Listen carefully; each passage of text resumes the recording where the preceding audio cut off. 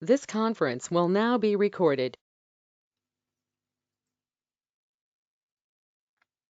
And now I will share the screen. Okay, cool.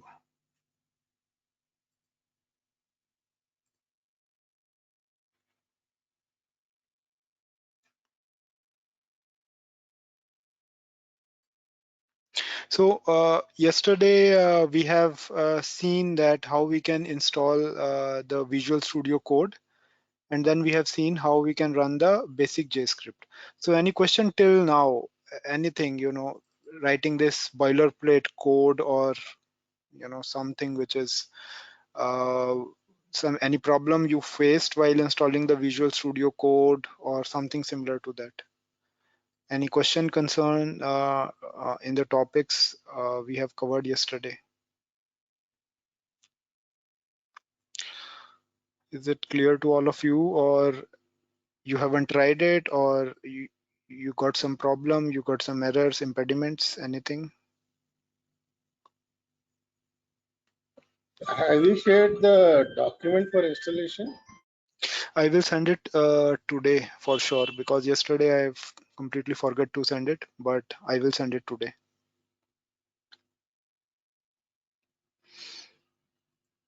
Okay. Srisha is saying just tried index.html. Okay, so you can take your time. It's not nothing very important that you have to do yesterday itself. You can just try it today as well. So this was our boilerplate code, right? And we have written a script, and this script was src. Sorry, this is something which, so we have written this script yesterday, and within this script we were saying whatever we want to write in JavaScript, we can say that. So alert, and then within the alert we will say hi Isha, something like that, right? So this we have seen yesterday.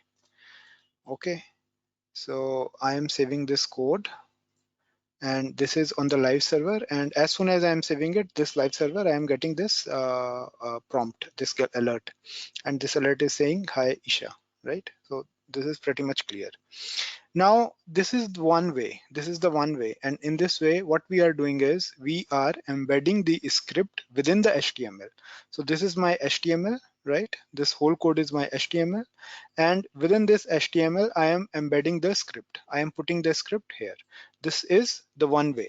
We can introduce JavaScript within the HTML by two ways. One is internally, that we have seen it. So internally means within the HTML. So what we have to do for doing it internally, we have to add the script tags, and then whatever we want to write in JavaScript, we have to write them. This is the internal way. There is another way which is known as external way. So how we can do it in external way? So in external way, what we have to do is we have this script tag, right?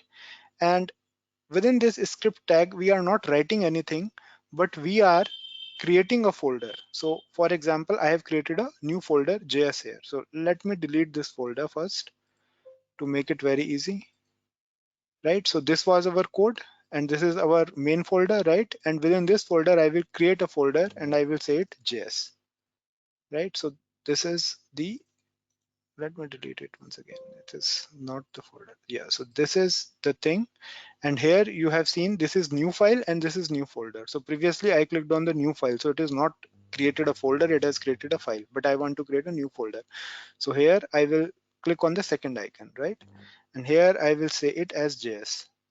So what it's going to do is it will create something like this, a new JS folder, right? And within this JS folder, you can create one JavaScript file. Okay. And how we can create this JavaScript file? I am clicking on here and then right click, and after right click there is an option of new file that I can add a new file. So I will add a new file, and then I will name this file as index.js. Whatever you want to name it, you can name it. For just for the sake of simplicity, I am naming as index.js, and I'm clicking on this. So this is your, what is this? This is your JS file. So in this JS file, you can write whatever you want. Whatever the script we want to execute in this index.html, we can write in this JS file. right? So how we can write it? I can write, for example, let's take an example of alert, right? So what I will write, alert, and then I will write hi Isha learners. Okay, and then I am making a semicolon here, and now I am saving it. Right now I am saving it, and now this is the index.html, and this is my script tag. Now what I have to do is, in the script tag I have to write src. Src means the source folder where the script is residing. So that is src, right? We have to tell them where my script is residing. So that's why there is a tag which is known as src. So I have given here src, and in this src I have to mention the path of this folder, and path is taken as from the root. So root is something day one, right? And whatever is inside the day one, that is on the root path. So I will give us js, and then this, and then index.js, right? So this is the path, js, and then / index.js, and then I can save it, right? And as soon as I am saving it, so just wait it for here. So you will get hi Isha learners. So what right now, what thing is happening is, this is the external JS file, and we have included this external JS file within our JavaScript, okay, within our HTML. Is it clear to all of you? So these are the two ways. So one way is when we are writing a script tag, and then we are writing our all the JavaScript in a one file, which is known as whatever, index.js, base.js, abc.js, whatever the name you want to give, you can give this name.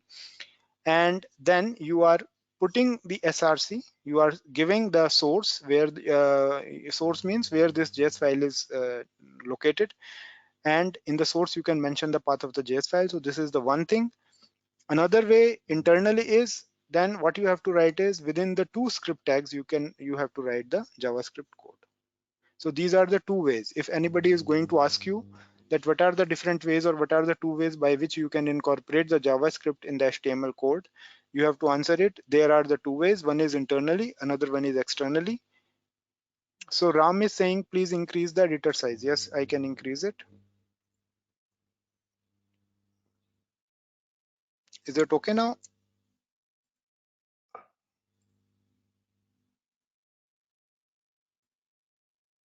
Ram, is it okay? Are you able to see it more clearly now? Yeah, okay.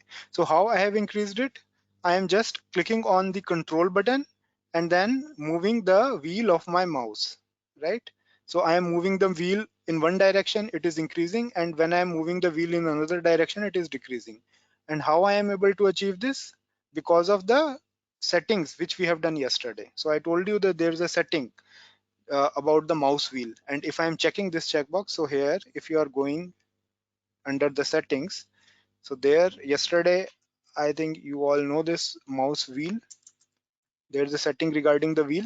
So this is zoom the font of the editor when using mouse wheel and holding CTRL control. So what I'm doing is I am pressing the control and moving my mouse in one direction. So when I'm moving my mouse in one direction, it is getting increased, increased, increased, increased, and so on. And when I am moving the mouse in another direction, it is decreased, decreased, decreased, and so on. So I think that size is okay.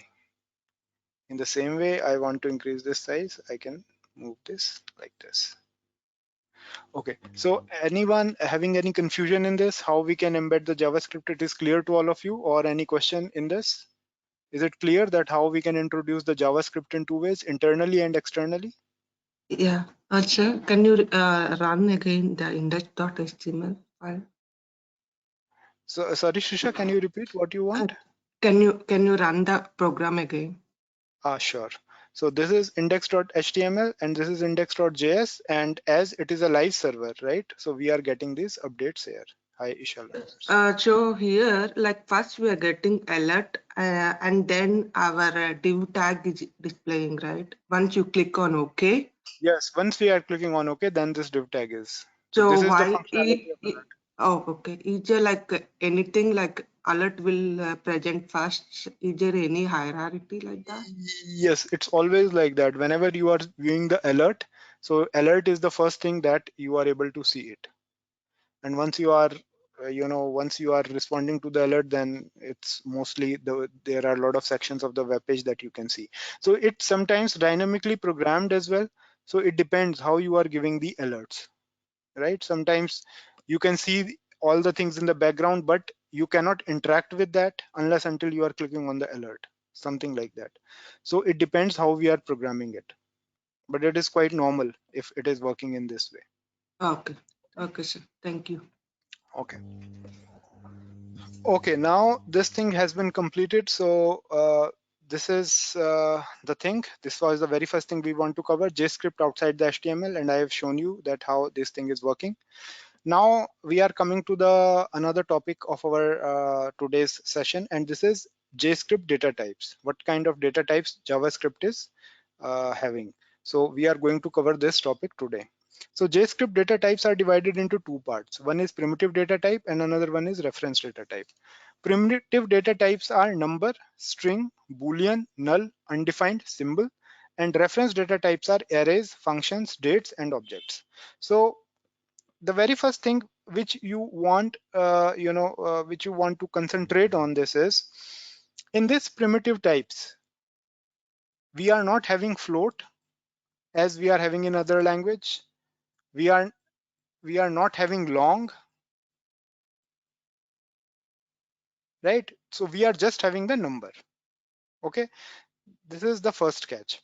Then we are having the string. String is something, we all have already have gone through these strings in many Java, in C#, C++, everywhere the concept is the same. Boolean concept is the same. There is nothing much which we have to do here. Null, undefined symbol, we will see what these kind of things are. So we will when we are going to see the primitive data types, we will see all those things. In the reference data types, we have arrays. Arrays you all know, but we will also see what exactly arrays in JavaScript are and what are the different kind of ways by which we can represent them. Then we are going to see the functions. Then we are going to see the dates and then objects. So these all are known as the reference data type. Now there is a basic difference between the primitive data types and the reference data types, right? And there are few differences which are very important to know. So before jumping into these kind of data types, we will understand what is the difference between the primitive data type and the reference data type. So main difference between the primitive data type and the reference data type is, first thing is, in primitive data type, the size of primitive data type is defined. But in the case of reference data type, their size is not defined. So when I'm saying the size is not defined, it means they are dynamic.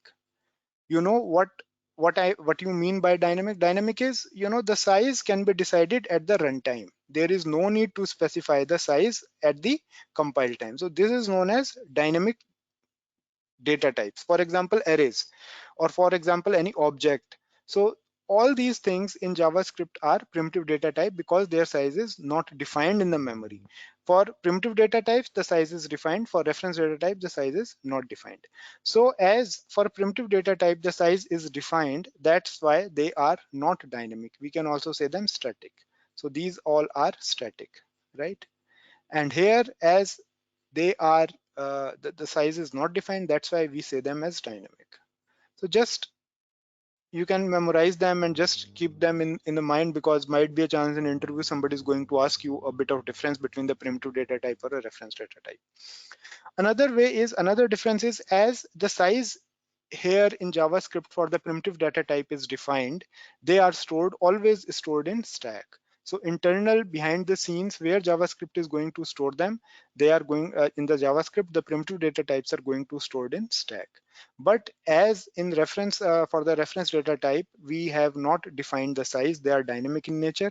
That's why they are stored in heap. So that is one basic difference that you have to also keep in your mind. Primitive data types are always stored in stack and reference data types are stored in heap, right? So it is just an internal mechanism, but as you are going in interviews, might be a chance somebody is going to ask you about these things. That's why I am telling. But there is no need to going deep dive that how this stack is working or how this heap is working. It's just an internal mechanism of the JavaScript that JavaScript is created in such a way. Then for primitive data type, there's a phenomena which is known as access by value. And for the reference data type, there's a phenomena which is known as reference accessed by reference. These terms are quite important, like access by value and access by reference. What we understand by access by value and what we understand by access by reference, this is here, it's a kind of a catch, because sometimes there's a kind of a question that when you are working with the data types of JavaScript, then most of the data types, they will ask you, data types are accessed by value or data types are accessed by reference. So the answer of this thing is that JavaScript is divided into two data types. For primitive data type, they are accessed by value, and for the reference data type, they are accessed by reference. So what is this access by value and what is this access by reference? We are going to see it in next slide. So for example, I am taking a variable a and I am assigning a number to it. So what I am doing is I am taking variable a, right, and I am assigning a number to it, right?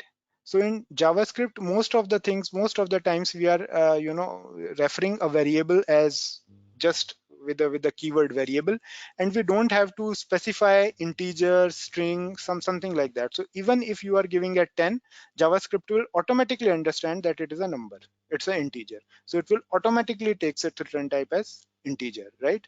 It's not for example in Java or in other languages, what we have to do, we have to specify it, that if we want to may put it as an integer, then we are saying int a is equal to 10. So that is not required in JavaScript. JavaScript is mostly playing with the variable. So it's just a variable, and when you are defining the variable as 10, it will automatically detect that it's a kind of a number, right? So for example, we have a variable and this variable is a 10, and now I am taking another variable. I am taking another variable b, and I am assigning the value of b as a. So I am saying that variable is equal to a. So what is happening behind the scenes? So for this first thing, variable a is equal to 10. So what is happening is there is a value 10, right? And then this value is referred by, or this value is assigned to this variable a, something like that. So this is a value 10, right? And this value 10 is assigned to this variable a. As soon as we are doing variable b is equal to a, so the very first thing which is being done is the value of this 10 will be copied. So the value of 10 will be copied here, and then this location or this particular the value will be defined as b. So b will be here. So at the end, what will be the whole sequence? We have 10 here and it is known as a, and again we are 10 here and it is known as b. Got it? Because what is happening inside the scene is this value is getting copied first, and then it is this value is copied first and then it is stored in b, right? That's why for primitive data types, they are always accessed by value. That's why we are saying they are accessed by value, because behind the scenes, this is the value which is being copied, or this is the value which is being deal on various kind of operations. So for example, here what we are doing, we are assigning, we are using an operator for assigning the value of a into the b. So what is the first step that will be working behind the scene is the value of a is being copied to another location, and then this another location is defined as b. So that's why in JavaScript, the primitive data types are known as the data types which can be accessed by value. Got it? And in the case of reference data types, so reference data types are arrays or objects or something like this. So what is happening here is, for example, I am having an object, right? So this is an object, and this object is, I am saying this object as X, and this object is referring to some key and value pair. We will talk about the key and value pair once we are going ahead. So for example, the key is 1 and the value is test. Okay, and if in this scenario I am saying that object y, so I am taking this another object y, and I am saying that the y is equal to x. So what is happening in this case? It is in this case, because it's a reference data type, it is not going to copy the whole object and then declare the same object with y, but rather what is it's doing is it is creating a separate reference. So it will put something y like here, and it will say now y is also referring to the same object and x is also referring to the same object. Why this thing is happening behind the scenes like that? Because this is a reference data type, and in the reference data type all the operations are usually done with the help of reference, and that is the concept of access by reference. That's the basically difference between access by value and access by reference. I am repeating it once again. So primitive data types, they are accessed by value, and when we say accessed by value, what exactly it means? It means that the value is getting copied from one place to another place, and then another variable is declared on top of that. That is access by value. And in the case of access by reference, there can be multiple references. So x is also referring this object and y is also referring this object. In the case of access by reference, there can be multiple references of any object which is, or any data type which is a reference data type, right? So that's why if anybody is going to ask you JavaScript data types are either accessed by value or they are accessed by reference, you have to say that it's a combination of both. For primitive data type, it is accessed by value, and for reference data type, they are accessed by reference. So it is something like if you have learned Java previously, worked in Java previously, so in the Java there's the concept of call by reference, call by value, right? That's the same concept in JavaScript, but this the concept in JavaScript, this concept is for the data types, and these data types are primitive data types and the reference data types, and for both of the data types we have a different kind of methods for accessing them. So for primitive data type, it accessed by value, and for reference data type, it is accessed by reference. Are you able to understand it, or is there any questions in this? So I will be sharing these slides to you after this one, so that I think it will be easier for you to go through this once again with all these diagrams, right? I have put these diagrams here, and I think after that, if you will go it will be more clear. But any question till now you would like to ask, then please feel free to ask that question.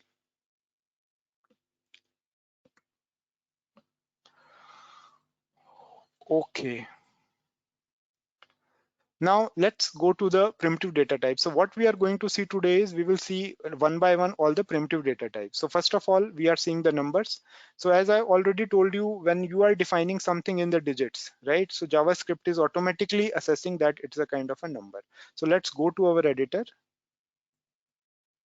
So this is my index.js. I am removing this alert, and then I will write console.log. So console.log is a kind of a system.out.println statement. What we want to write in the console, we are giving it with the console.log. So console.log, and I am printing number. So I don't have to define it integer number or something. It will automatically, if it is a number, it will automatically say, oh, it's a number, and then it will print it, right? So if I'm putting this thing and clicking on save, and now going here, and now if I'm going to the console, so you can see here in the console this 20 has been printed out. So this 20 you can see here, it's very small. I think I can't increase the font. So this 20 you can see it's being printed out. In the same way, if I am putting here 100 and saving this, right? So after saving this, 100 is getting printed out.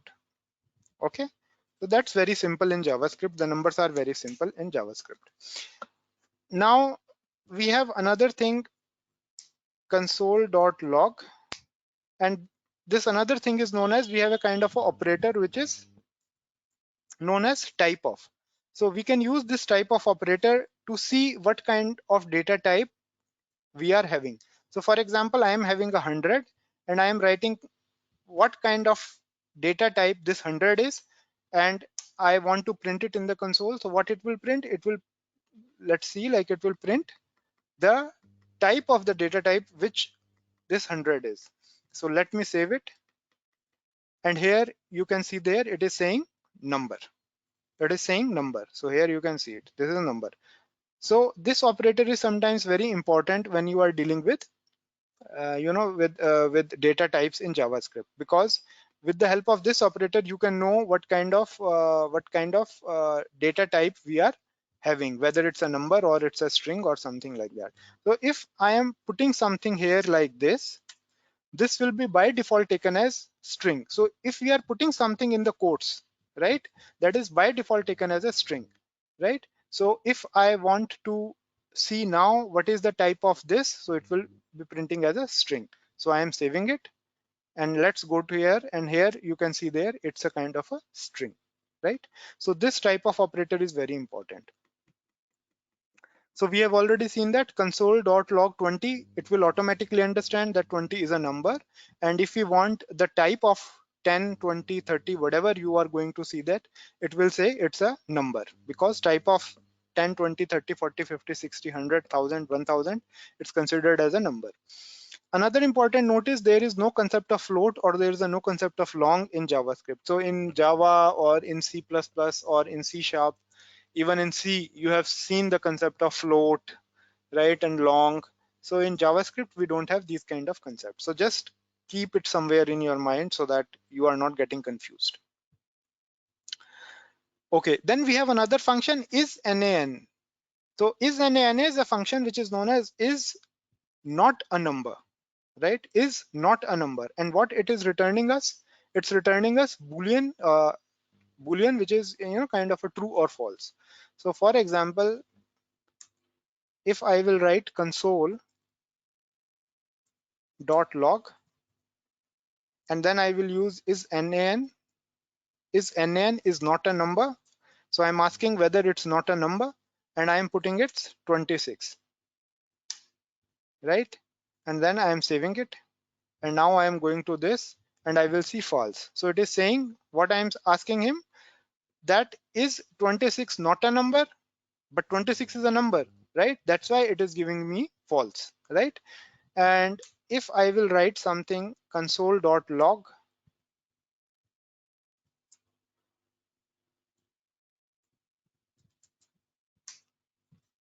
and then I'm using isNaN, and then I'm giving some string,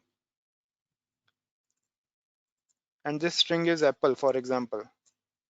And now I am asking is apple not a number? So it is indeed, it's not a number. So that's why it is going to give me true. So if you are going to here, it is true, right? So that is the I think it's sometimes it's quite good to know this thing, this function. So this function is NaN, is not a number. You can keep it somewhere in the mind, and I think while dealing with strings and numbers, at some positions we have to use these functions further. So that's why I'm telling you. Next, primitive data type is a string. So a string is very simple. Whenever whatever you are giving in two quotes, right, that is considered as a string. So for example, if I am giving it's something here, test 1 2 3, so it will be considered as string. And if I am saying the type of test 1 2 3, so it will say me it's a string. So I'm saving it. Now I am going here, so it is giving me string, and it is printing the string. So string is also very, very simple. Whatever we are going in the double quotes, that is considered as a string. So this thing is covered, and there are some common functions related with the string. So when we will have a look deeper in the string in the coming sessions, we will again go through these kind of methods, but here just for your reference. So if you want the length of the string, you can use string.length. If you want all the string to be uppercase, there is a function to uppercase. And if you want the particular character at a particular index, then you are saying string.charAt. So this is, I think all these functions are common in Java or in JScript or in other language as well. So let's see it one by one. So what I'm doing here is I'm I'm removing all this stuff. And here I will say variable A is equal to test 1, 2, 3, for example. So it will automatically detect here that, oh, this is something which is given in double quotes. So it is string. There is no need to explicitly mention that it is a string, because if you are giving something in the inverted quotes, it is automatically considered as a string. And then what you will say, console.log a dot length, right? And that's it. And save it. And now see here. So it is giving 7, right? So the length of this is 7 because index will start from this. So this is 1, 2, 3, 4, 5, 6, 7, right? So that is 7. If you will write console.log and then a dot, so you will get this automatically suggestion kar at, and here you have to specify the index first or second, whatever you want. So it will give you the character at the index. So index will always start from 0. So T is on 0 index. On first index it's E, second index it's S, third index it's T, fourth index 1, fifth index 2, and sixth index 3, right? So in this way, if you are saving it and going here, so it is giving S, right? Because we want the second position. So this is 0 because it's always string always start from index 0, and this is first and this is second, right? So it will give you S. Console.log a dot to uppercase. So this is also kind of a function that will convert all the alphabets into the uppercase. And if you are going here, so it is giving you an error. It is saying a function to uppercase native code, something like that. So it seems we have done some mistake, and the mistake is we forget to make something like this. So if you are clicking it and saving it, so now it will, you see TEST, they have been converted into the uppercases. So previously they were small. If you are going here, you can see that they are small, TEST, they are small, but now after doing this uppercase, they are converted into big. So that is the function, a very common function related with the string. Now Boolean is true or false, right? So it is very simple. And if you, let me delete all those things. And if you say variable B is equal to true, right? And then if you are saying console.log,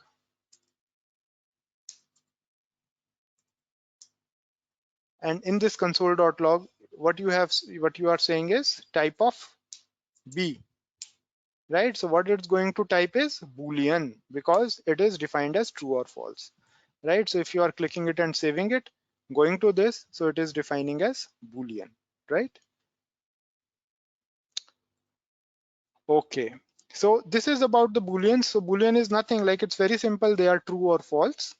Okay.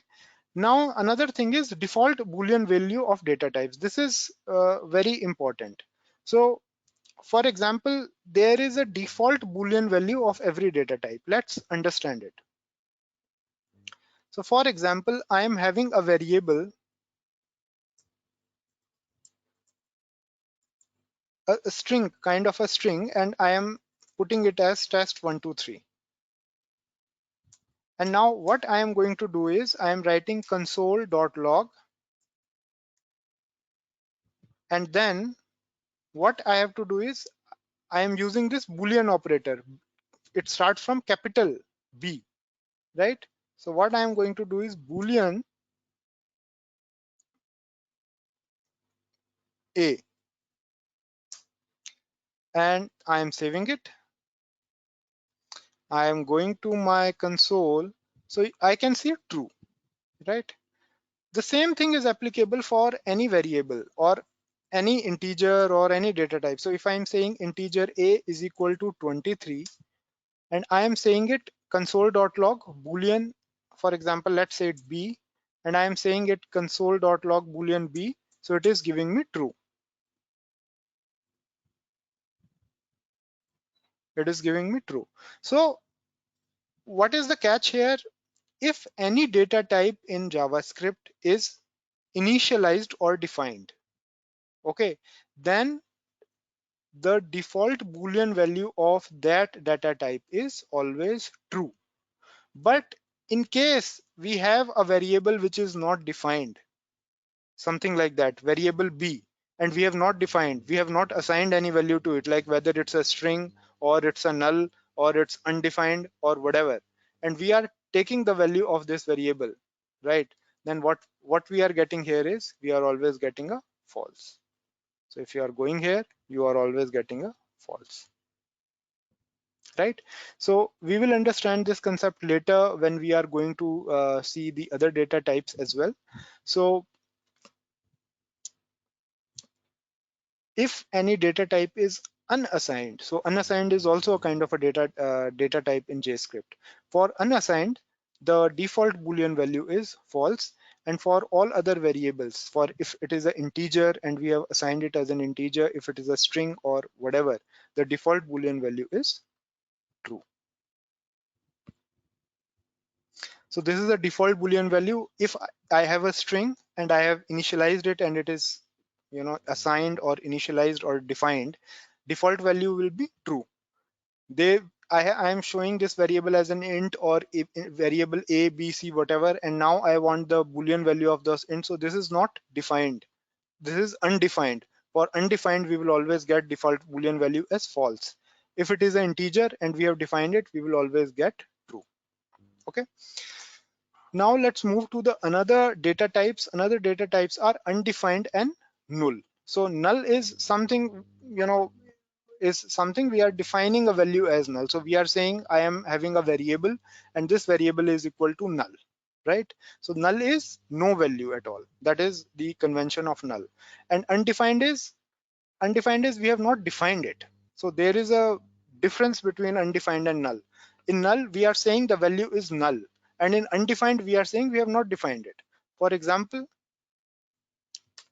what I am taking variable a and I am saying this variable a is null, right? And then what I am going to do is I am going to do console.log, and then I will say type of a. So what it's going to return me, because it's a null, it's going to return me a null. So I am saving it. Oh, sorry, it's going to return me the object. Why it's an object? Because it's always like this in JavaScript, that whenever we have something defined as null, its return type is always an object. This is a kind of a catch which you have to specify, or which you have to make in your keep this thing on your mind. So some people are saying like it's a kind of a bug in a JavaScript that was detected quite late, and that's why they have not fixed it. But it is a kind of a rule as of now that if we have something as a null and we are trying to getting the type of this, it's always giving us object rather than giving it as null. So you have to keep this thing in your mind. Another thing is undefined. So if I have variable b, right, I have not defined it, whether it's an integer, string, character, nothing. And now I will do console.log and then type of b. So what it's going to return me? It's going to return me undefined. So here you can say undefined. Here is object and here is undefined. So this is also a kind of an interview question which they are going to ask you. So they will simply ask that there is a variable which is null, and if you want to get the type of this this variable, so what will be the type of a variable which is null? So you have to answer the type of this variable is always an object. It should not be null. Ideally, what we are expecting is it should be null. But in JavaScript, some people are saying it's a kind of a bug that was introduced initially and then nobody rectified it. Some people are saying that it has been deliberately they did it like this, but this is the case we have to deal with. It's always returning us an object rather than a null. So I am sure that you are able to get the difference between undefined and null. Undefined, which is not defined, something which is neither a string nor a correct nor integer nor float, or sorry, nor Boolean, that is undefined. And null, we are assigning certain value to this, and that is known as null. Now coming to symbols, symbol is something that we are not going to discuss right now, because symbol you are able to understand when you are going through the maps and when you are going to the sets and when you know the concept of objects, indexes, and so on. But here just try to memorize is that it is comparatively a very new concept which is introduced in ES6. ES6 is the latest version of the JavaScript. It is introduced, I think, 1 year back or 1.5 years back, something like that. And this is the concept which is used in ES6. Before that, there was no concept of symbols in JavaScript. And the main significance of the symbols are that we are using symbol for generating the unique indexes. So if you are just learning these 2 lines or having these 2 lines in your mind, I think that will suffice the purpose. Once we are ending the course, maybe I will give you some small introduction about the symbols, but I really think that's not so important because we are not using the symbols in our course at all, and neither anybody needs an explanation on that. It is comparatively very new feature which is quite limited in the use. So as of now, if you want to skip it, you can skip it, or just keep these things in mind that it is the latest data type which is introduced, and this is used for generating the unique indexes, and that's it. So in this way, today we have covered all the primitive data types, right? So we have covered the number, we have covered the string, we have covered the Boolean, we have covered null, we have covered undefined, and we have covered the symbol. Tomorrow we are going to see arrays, functions, dates, and objects. So we will start the reference data types. Under the reference data type, we will see the arrays, we will see the functions, we will see the dates, and we will see the objects.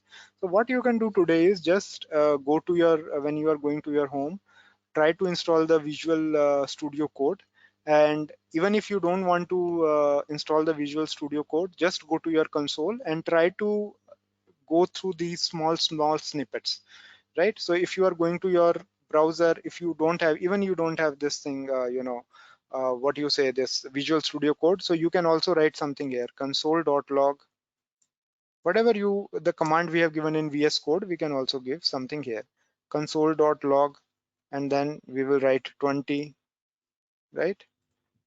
And then I'm hitting the enter, so it is giving me 20. So all the console related commands, all the things you can also do here.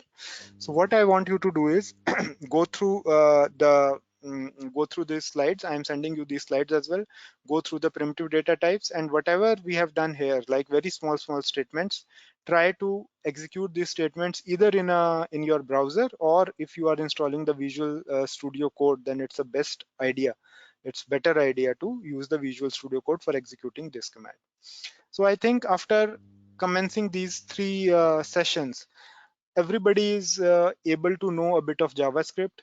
Now you are a bit familiar with Visual Studio Code, and after completing these chapters, I think you also try to execute the JavaScript internally and externally from the Visual Studio Code, because that is a very basic question that's going to ask that if you have a JavaScript snippet, what are the different kind of ways you can use this snippet in the HTML code? Then you have to say we can use it internally, we can use it externally.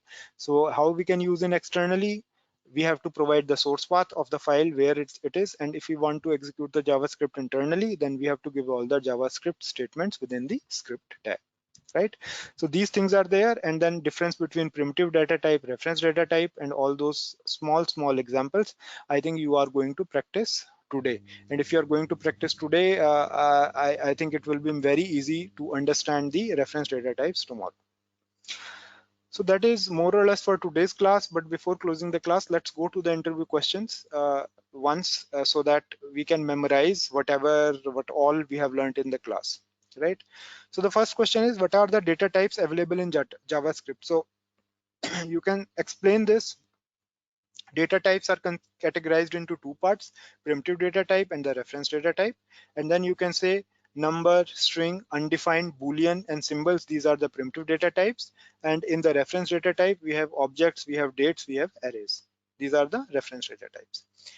What the type of null data type in JavaScript? So type of null is suppose you are having a variable which is assigned a value of null, and if you want to get the type of null data type, so what will be the answer for this? So type of null is always an object, right? It cannot be a null. So we have already seen that type of a number is a number, right? Type of string is string. So if we are giving string something, here I have already told you. So console.log, I am removing all those things. Console.log, and if I am having a string test, or what I can do is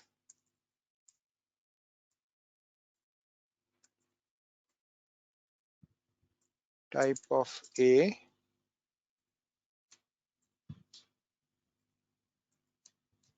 and I am saying variable A is equal to test. So if my variable is a string, because I have given it in inverted quotes, and I want what is the type of A, what it is going to return me, it's going to return me a string. So I'm saving it, and let's see what's the output is. Output is a string, right? In the same way, if it is a number, what it's going to return me here, it is going to return me here a number, right? So you can say here it is a number, that is also fine. If it is undefined, variable A, I have not defined it, it's also kind of a data type, right? What is going to return me? It's going to return me undefined, right? That is also fine. If it is null, and now I want a type of null, what it is going to return me? It's going to return me object. It's not going to return me a null. Please understand this, it's an object. Why the behavior is like this, I've already explained. It's a kind of, some people are saying it's a kind of a bug, some people are saying they have intentionally did it, but we don't have to deal with the consequences, or we have to don't go to the root causes, but we have to just memorize that type of null is always an object, it's never a null. What's the difference between primitive and reference data type? We already know primitive data types are with a limited the size, they are being stored in a stack. Reference data types are dynamic data types, right? Their size is not defined on the compile time, so their size is being defined on the runtime, and in the case of reference data type, they are being stored in heap. What's the difference between null and undefined? So difference between null and undefined is undefined is not defined, neither it is defined as a character, neither is defined as a string or a number or a symbol. So these are undefined. And null, when we are assigning something a value known as null, then it is known as null. In JavaScript, data types are accessed by value or accessed by reference. This is very important question. So I have already explained you, it's a combination of access by value and access by reference. For primitive data types, they are accessed by value, and for reference data type, they are accessed by reference. So please keep this thing in your mind that in JavaScript, it's a combination, data types are combination of access by value and access by reference. Console.log 10 plus 20, what is the output for this? That you have to do by your own. I am not going to tell you right now. So you have to go to the Chrome browser and do it by your own. And so Praveen is saying 1020. Yes, you are right, but I want everybody to test it, everybody to check it, what's happening with these two statements. Tomorrow we are going to understand a bit more. So console.log 10 plus rest, what's the output for this? So Praveen is again writing 10 rest, but I think everybody has to do it. So just do it, test it by your own, and tomorrow we are going to see if you are if you have any doubt, then we can discuss about this. Now, what is the output of the following? So variable b is equal to 10, and then I am writing Boolean of b. So Boolean of b is, Shisha is saying true. Yes, it's true because the value is defined, like it is not undefined. For undefined, it's false, but for rest of the defined things where we are defining them, it's always true. So the default Boolean value of any string or any number or any symbol is true, right? That's more or less about today's session, and tomorrow we are going to see the reference data types, and yeah, we will move forward with arrays and objects. So any question from anyone's side?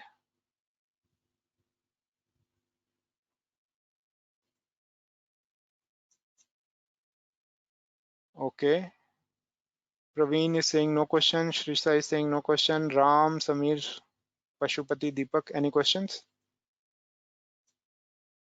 No question. Okay, then we don't have any questions. So tomorrow we will start sharp at the same time, and let's see each other on tomorrow and have a nice day ahead.